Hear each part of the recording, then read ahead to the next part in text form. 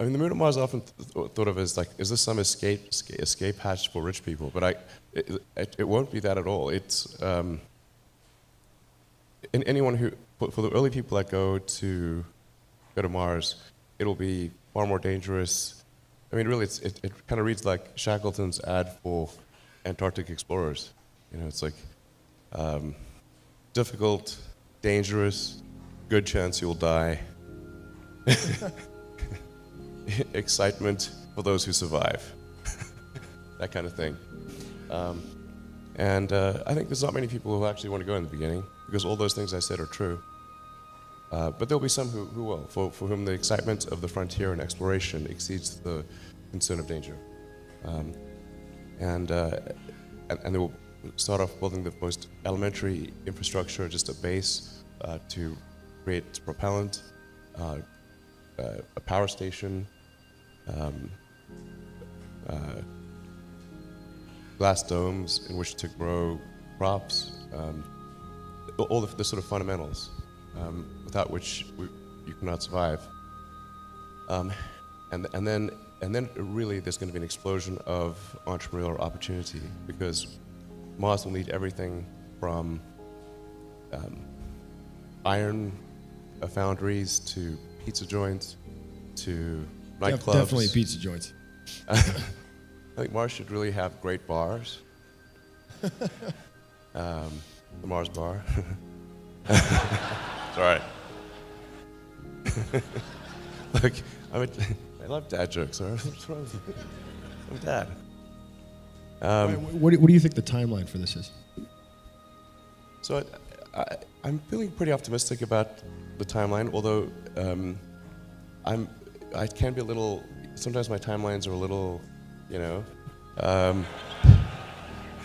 People have told me that my timelines historically have been optimistic, and so I'm trying to recalibrate to some degree here.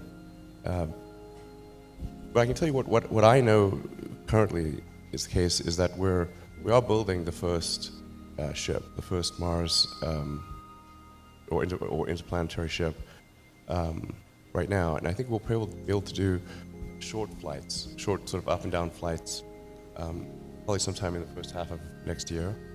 And this is a very big booster and ship. The liftoff thrust of this would be about twice that of a Saturn V. So it's capable of doing 150 metric tons to orbit and be fully reusable.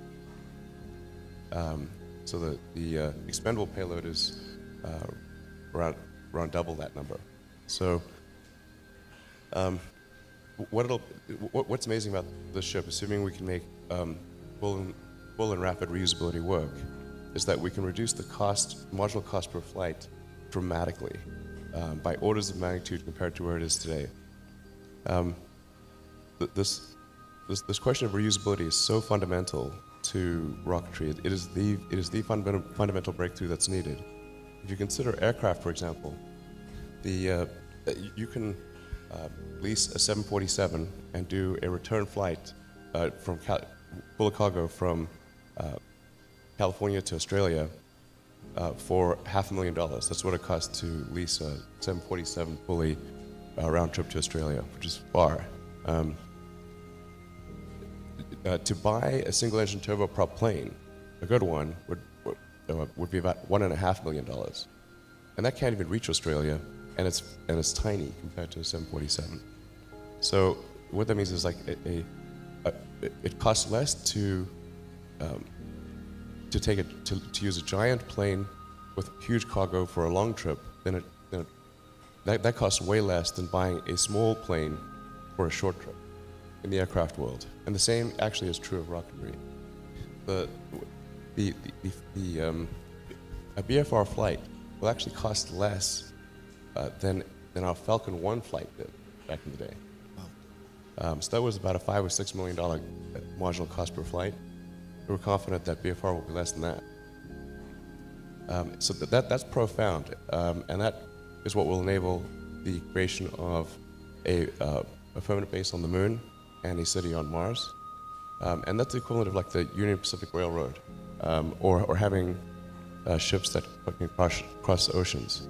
Until you can get there, there's no way for all of the entrepreneurial energy to you can't do anything. There's no way for all the flowers to bloom.